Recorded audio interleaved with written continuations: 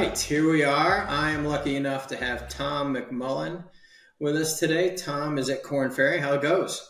Hey, Sean, good to be with you. It's going well. Good. All right. So instead of me butchering things, usually the way I have this do is have you do your elevator pitch of your career, and you take however many stories you need in your elevator, which may, depending on how long you've been around, be taller than some others. I'll just leave it at that. All right, we'll see if it's taller than a duplex. All right, so I'm a client partner at Korn Ferry. I've been with Korn Ferry since they acquired the organization I was with, Hay Group. Combination of those two firms for a few decades. I started in the as a reward consultant ever since I got out of college. Was in practitioner roles for a few years. Worked for a big quick service restaurant chain and a healthcare organization, followed a boss up to Hay Group in Cincinnati, worked in a couple of different cities. I tend to help clients, usually larger clients across a range of industry sectors, in broad-based reward strategy, base variable pay design, performance management, linkages, and such. I also lead our U.S. pay equity practice. Okay. But that's not too many stories. No, it's And I'll put the plug in. I'll put the plug in. Tom's pretty kicking. So Tom, over the years, has come up in multiple places. So we've crossed paths, all in good ways. And so I'm pretty stoked today to get some of your insights. Before we get to the serious stuff, I ask everyone, what do because in theory, people have lives outside of work. What do you do for fun or like to do outside of work? Let's see. I like to travel. I'm now in the process of trying to draw down my frequent flyer miles. Like to do that. I'm a big music fan. So during the pandemic, I kind of broadened my range of musical genres. So that's good. So go to some shows. And we've got two young adult kids. One's still in college, one's out. So we like visiting with them too. Okay. That's kind of the box I have that says I'm not a robot. So that's how I make sure. Although I think AI is going further and further, pretty soon I could be duped pretty easy. So let's dive in. So basically picking on all your expertise around pay equity, transparency. I've got a couple of questions I want to jam on with you, but if you could help level set and I've kind of been asking this of a couple of people, define what you see as pay equity versus pay transparency. It'll also help me stay, even on the discussion.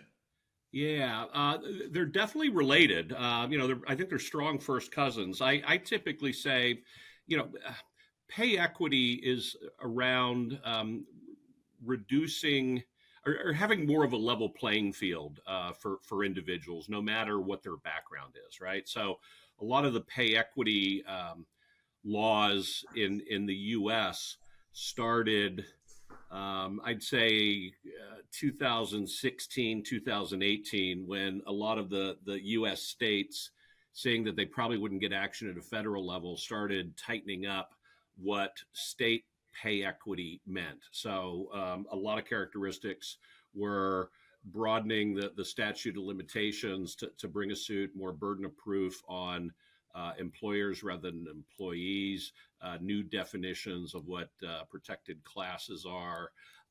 We saw some states rolling out, banning the compensation history question during applicant interviews. Now we're seeing some of the salary range transparency pieces coming out. So some mandatory reporting on pay equity at the state level.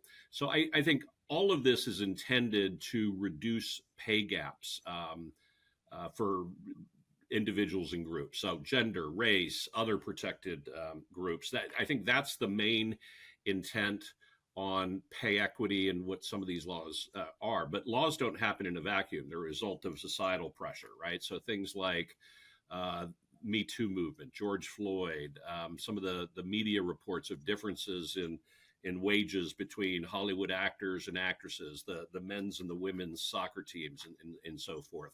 So that societal pressure, I think, has put pressure on the regulatory environment, which is hitting business now. But I think a lot of CEOs and business leaders see that this is also the right thing to do, that, to have better organization performance, you need better engaged employees. Employees are more engaged if they feel that they've been treated equitably. Companies with more diverse leadership groups or studies show that they tend to be more effective, and so on and so on. So there's good internal reasons in addition to the external factors that are causing this. I would say the pay transparency stuff is an extension of that, right? So I think pay transparency, primarily within what we're seeing in the U.S. on the salary ranges, is again an attempt to level the playing field. That one of the key reasons for internal equity issues is individuals being brought in at different hiring rates. So if the hiring rates are known up front, that should theoretically kind of converge any variation that may be due to discretionary factors. So I think that is the intent, is to level the playing field. It's like going in, can you imagine buying a new car if you didn't know what the sticker price is? To me, this is a very comparable analogy.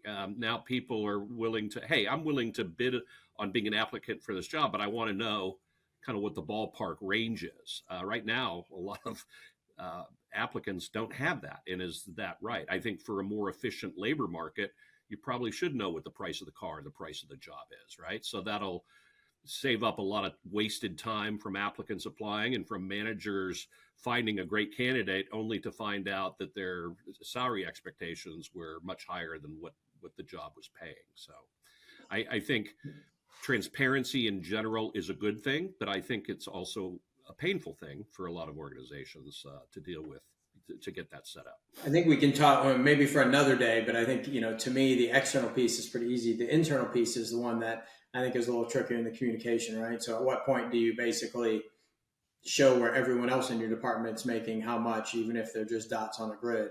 That piece of transparency, because you're getting a small piece of the transparency with the external, because you have some semblance of what the new person makes. But actually, oh my gosh, they make more than me, or that job is posted significantly higher than what I'm making. And actually, how do I compare to my peers?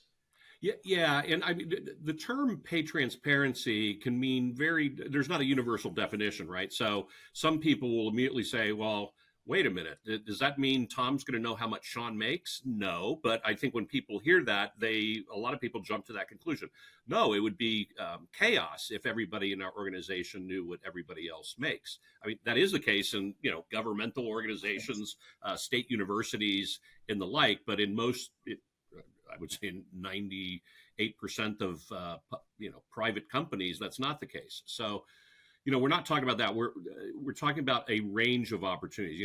A side of the barn. Does this job pay 80 to 120,000, or is it 200 to 240,000? It's that order of magnitude.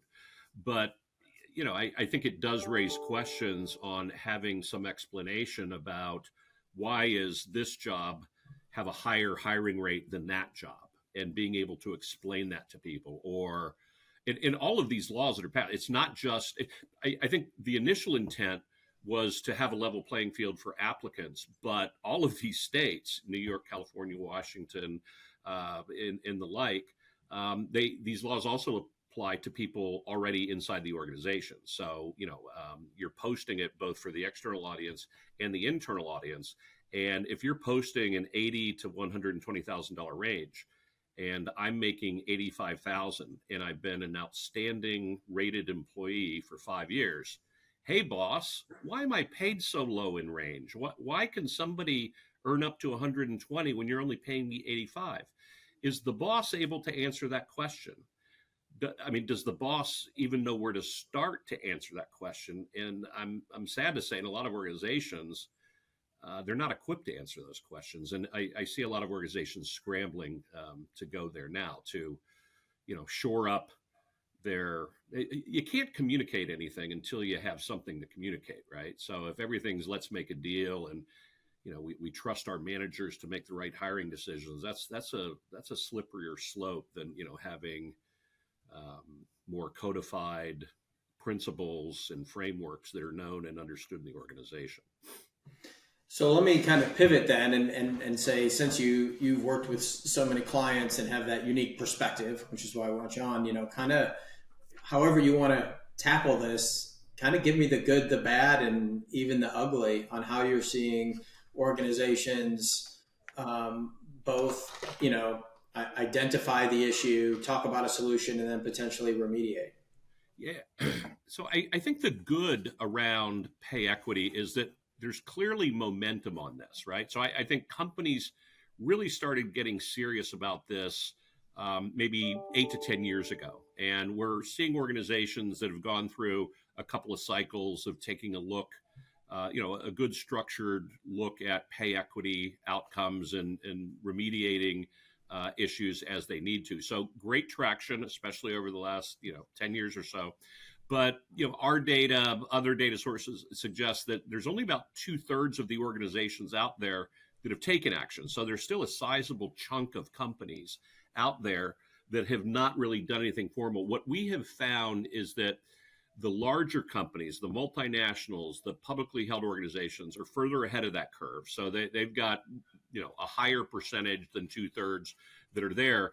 The ones that are a bit behind the eight ball tend to be the smaller, mid-sized companies, privately held, family-owned companies that they're still either not there or they're starting to kind of chip away at it.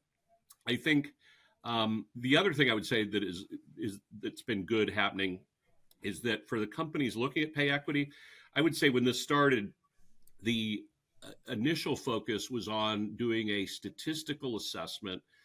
Do we have statistically significant differences in pay between gender groups, between race groups in this country? Outside the U.S., the focus is primarily on gender just because race and ethnicity groups are not consistently defined. And in a lot of countries, that data on race and ethnicity is not even tracked in the HRS. If it is tracked, a lot of times it's volunteer reporting. So being able to analyze that is more than challenging. But I think the broadening of the remit, going beyond the statistical look and looking at what we would call more pay drivers analysis, is we've seen that trend happening. So in addition to looking at the outcome of pay, well, if we've done these analyses and we've historically seen the same gender or race group tracking less than the peer group, why is that? Do we have differences in performance rating distributions?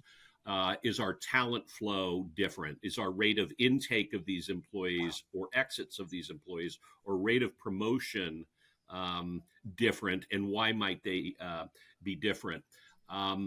We're starting to see more organizations taking a look at off-cycle increases, where things are a bit more fuzzier, more discretion.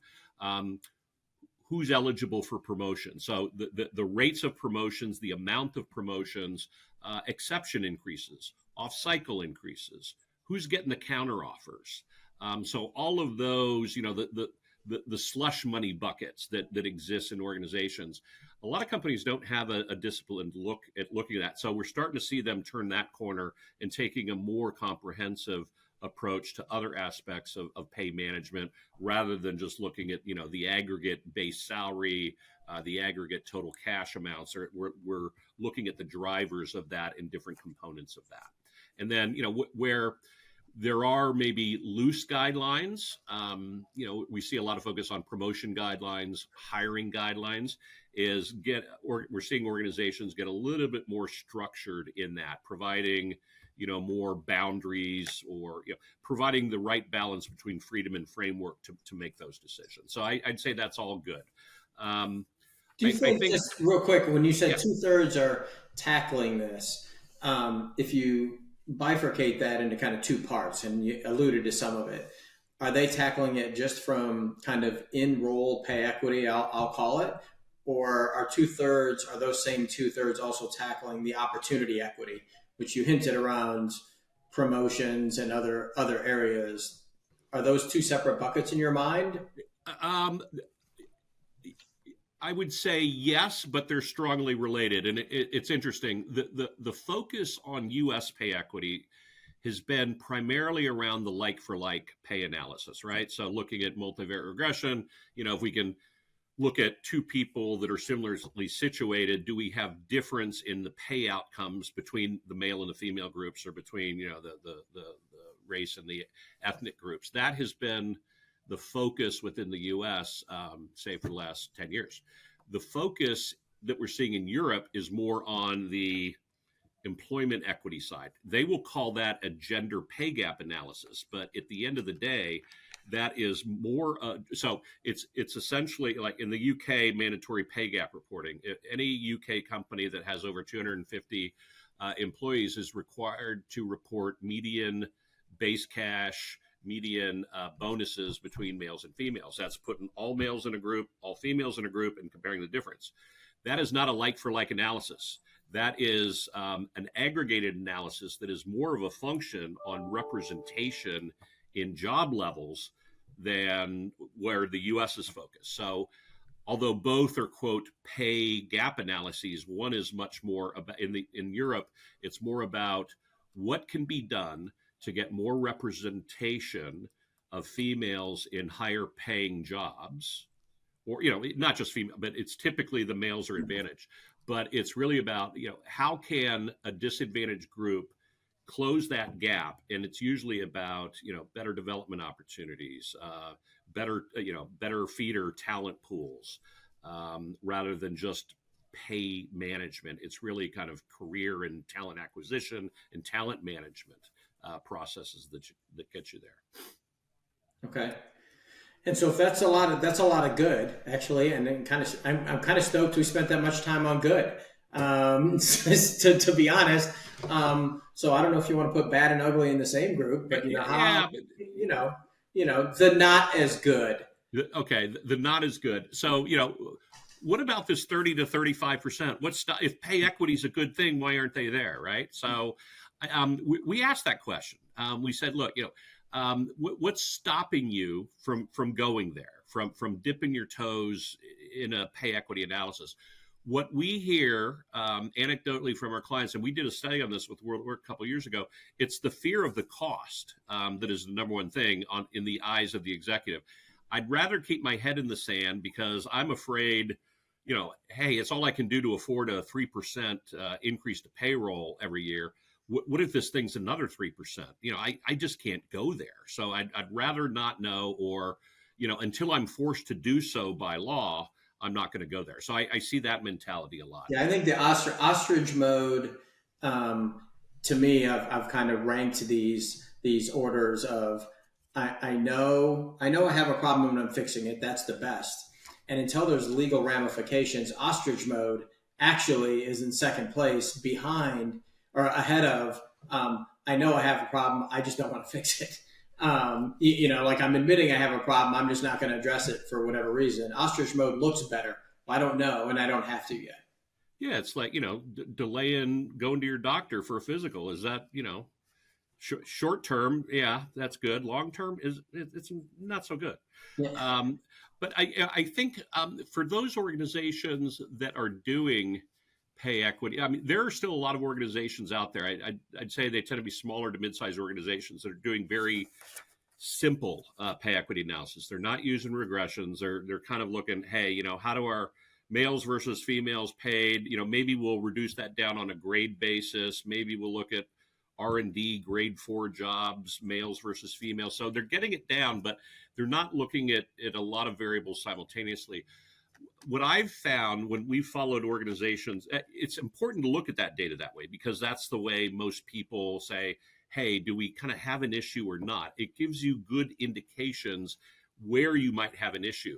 But organizations that use those simple high-level differences as a basis for pay remediation, I find that they're invariably paying too much. So if you have, say, a 5% delta between males and females, say in your R&D group in a business unit, and the only things you're looking at are function and grade level, and then looking at pay there, and if you're missing time in company, time in job, performance, maybe geography, you are likely overpaying for that, because when you can include additional relevant variables, those pay differentials typically go down.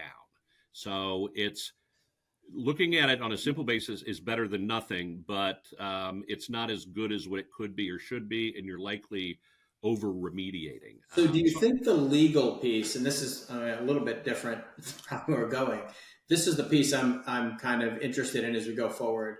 So the EU directive is more straight stats. I know the French allow, the multivariate regression, but if you just put it in the US and talk about what you're talking about, will the legal precedents allow multivariate regression to be a defense mechanism? It's not there yet. We're not there yet. But if you think about it, what you're basically saying is, yeah, I was supposed to stay within 5% or whatever it is. And I'm not, but here's why. And will anyone care that here's why? Piece. And so, and the other piece is obviously, I know you're a big, one of the things I was, get your perspective is multivariate regression. So I know you're a big proponent of it. I'm starting to see that. And so I know a lot of people on the other side are like, well, that's too complex. It's not needed. So so between all those things and then why are there other reasons for multivariate? I think the one being you're going to over remediate is the obvious one. Yeah, over remediating, being able to know if you have a statistically significant difference, you get that with multivariate regressions, and just the ability to handle multiple relevant variables simultaneously.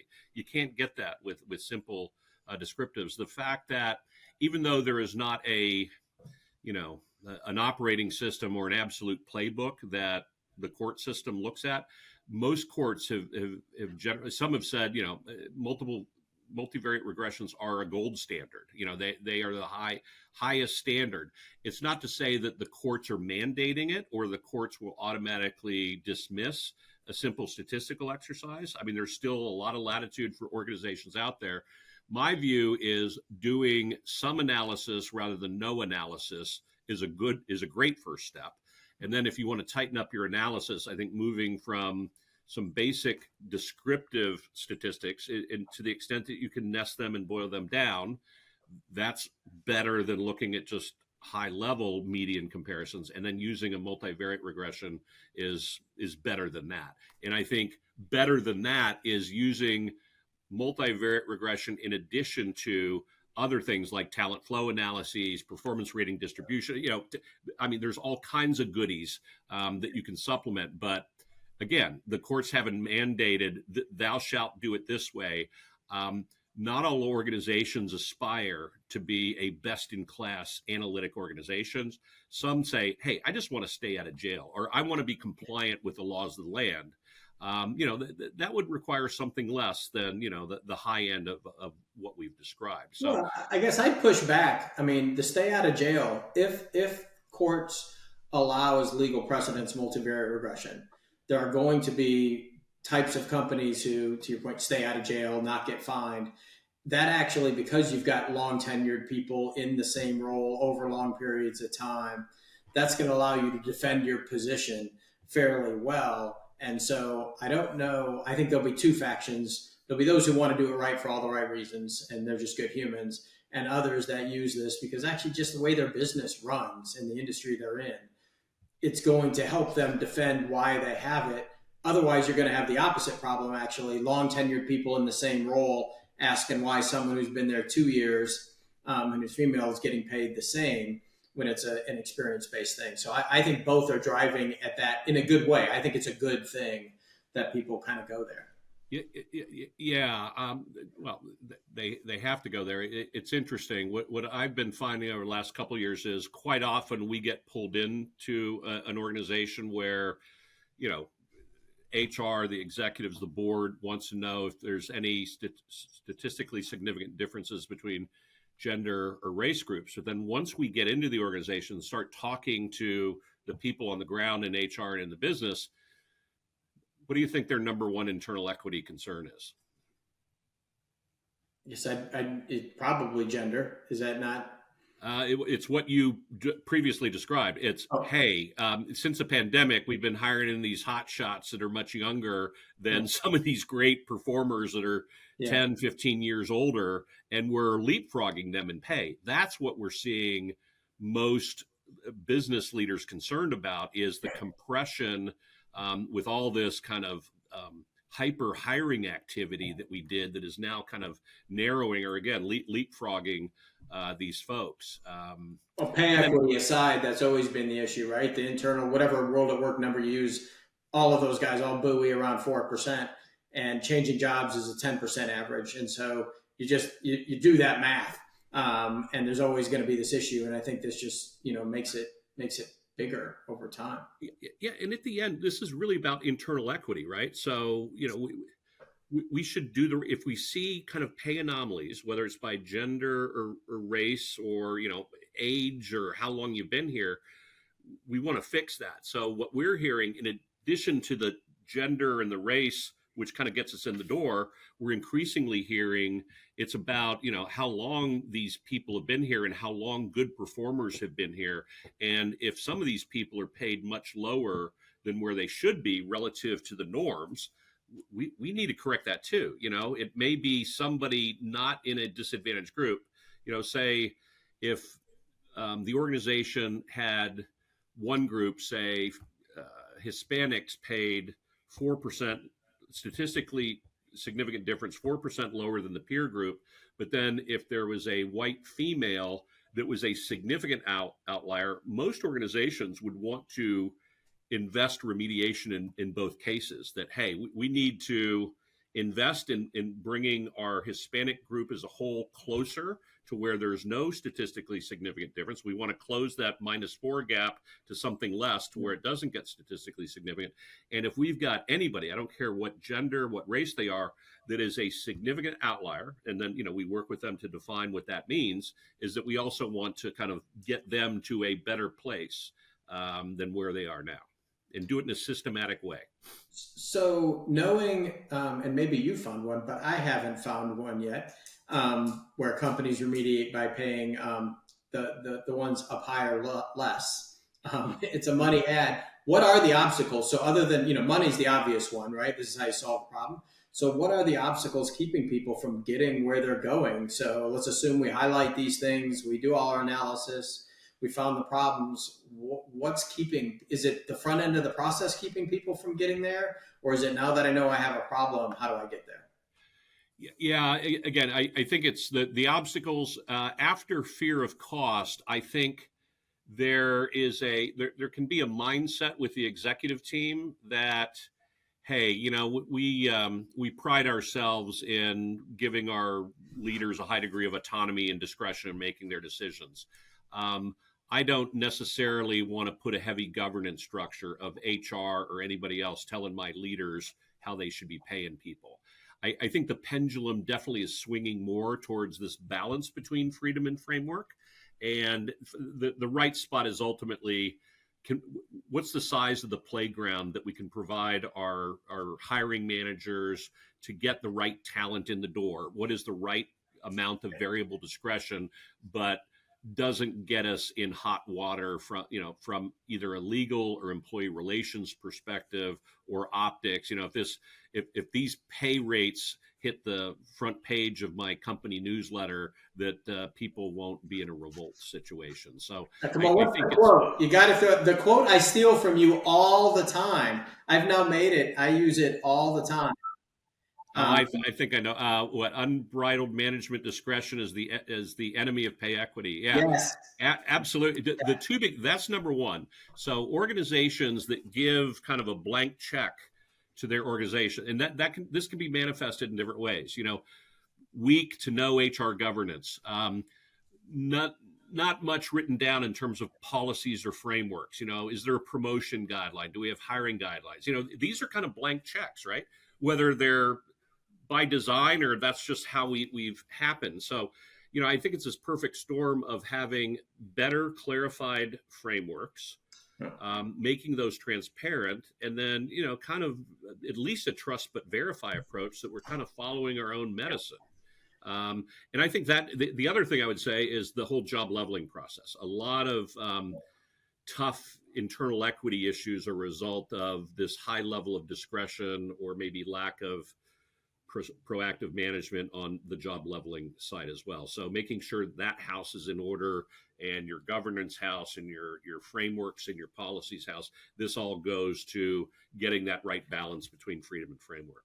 Well, and I think, I mean, a little bit self-serving, we're on the tech side, and what I've been kind of preaching to people is we can put that framework in deciles, 5% by pay for performance, create that guidance and framework, and then managers can have to go outside that discretion, and we can do a check to see if there's people outliers based on whatever. That's all fine, and that's great because we can build really cool stuff. But you have to have the job leveling piece done. Are you comparing apples to apples? Is your data good, or did you change systems 3 years ago and everyone's longest tenure is 3 years? Well, now when you run your regression analysis, actually, it's not going to be a good number set if you're not, and with pay equity, in my mind, the goal shouldn't be comparing not just apples versus oranges. It's not apples to apples. It's not even green apples to red apples. It's got to be like max to max and not max to gallows. You got to get it pretty tight down at the bottom with the data. And then I think the thing that's changed in my mind is we used to be dictated in what you could do with regret, all this stuff by the technology. And that's why people had kind of poor frameworks. Well, I can't push this out because how much Excel can I push out in 90 spreadsheets? Now the opposite is there. I think the opposite is you create a really good framework that can be put in place, but you have to think it through now and the ramifications of your framework. And you can't blame that technology couldn't let us get there. I think you nailed it, Sean. I mean, we're sitting at a point where we've got the best technology that we've ever had.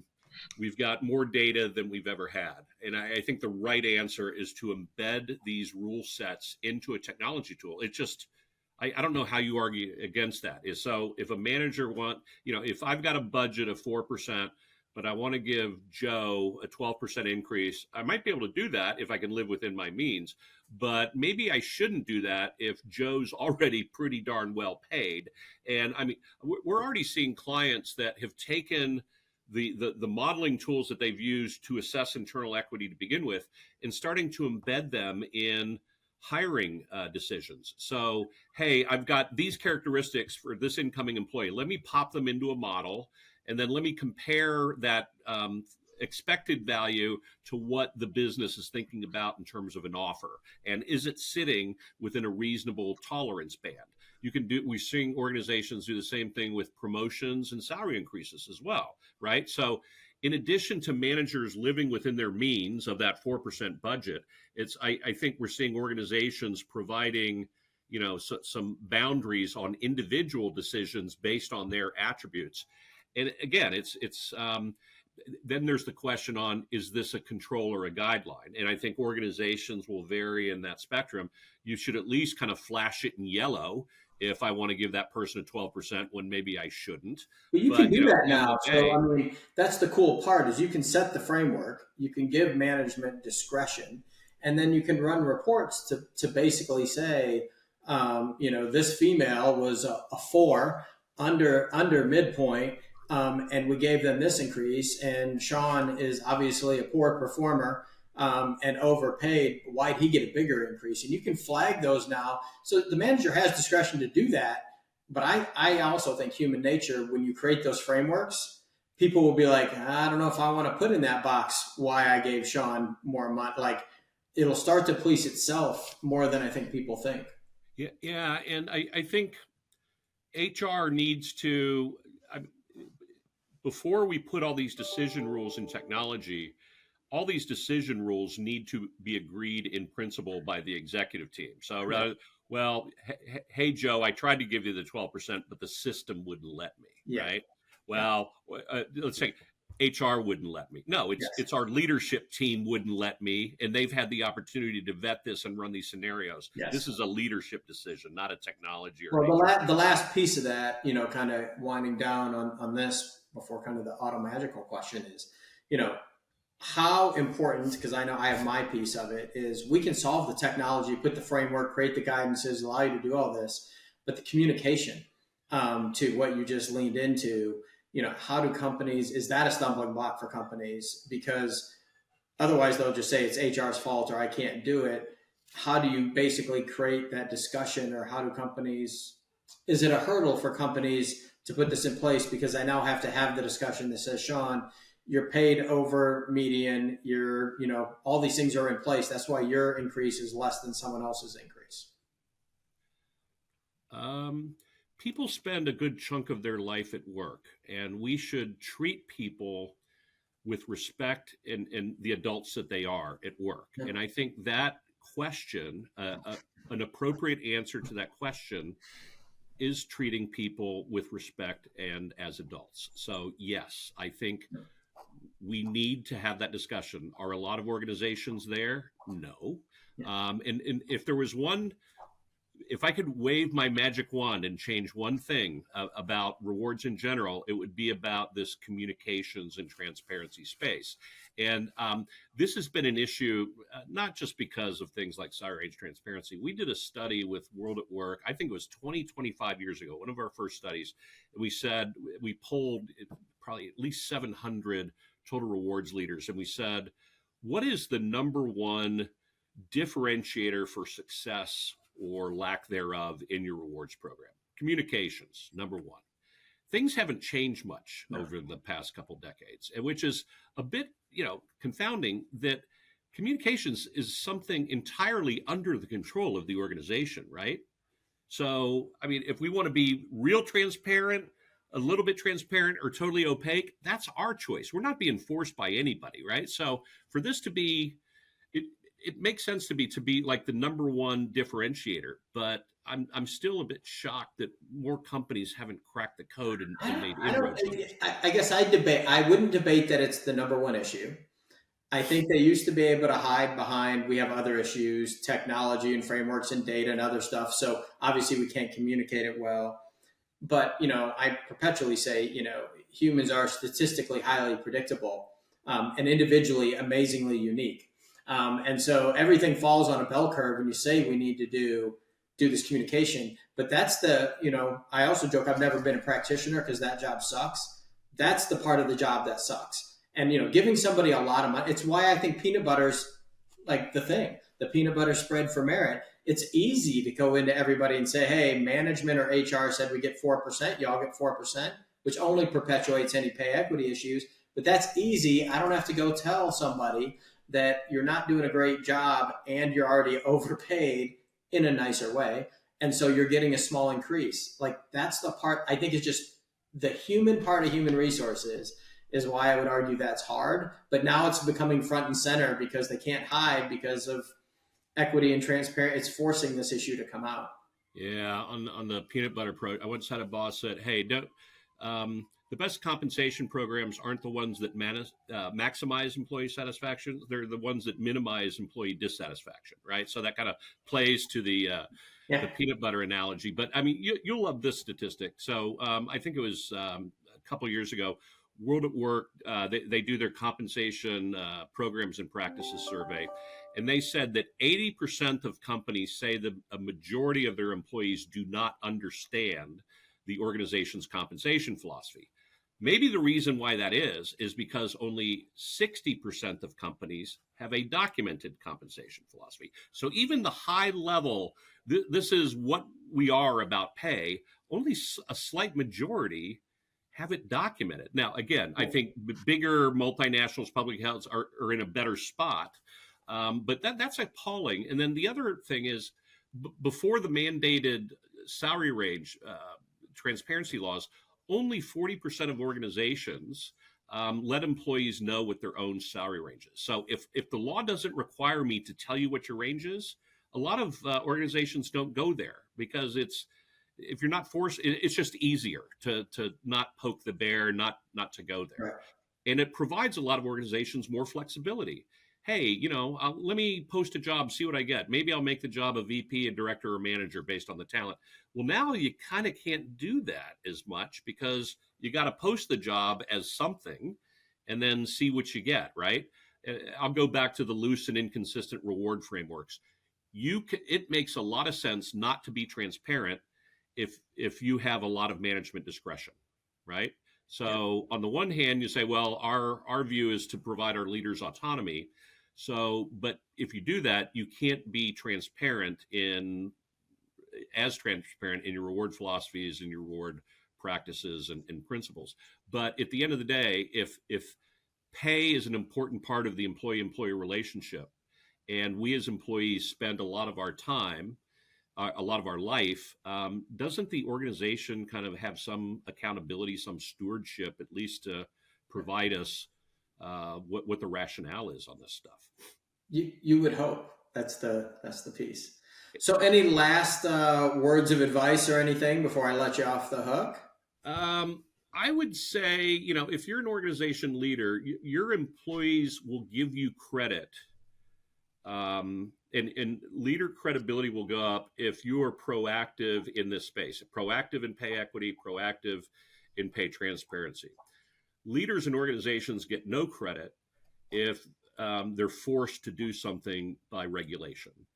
The regulations are coming down the track, and like what we saw with the banning of the compensation history question during interviews, I think 25 states may have passed that law, but it's in effect the practice of the land and not the law of the land. I see the same thing going here with salary range transparency.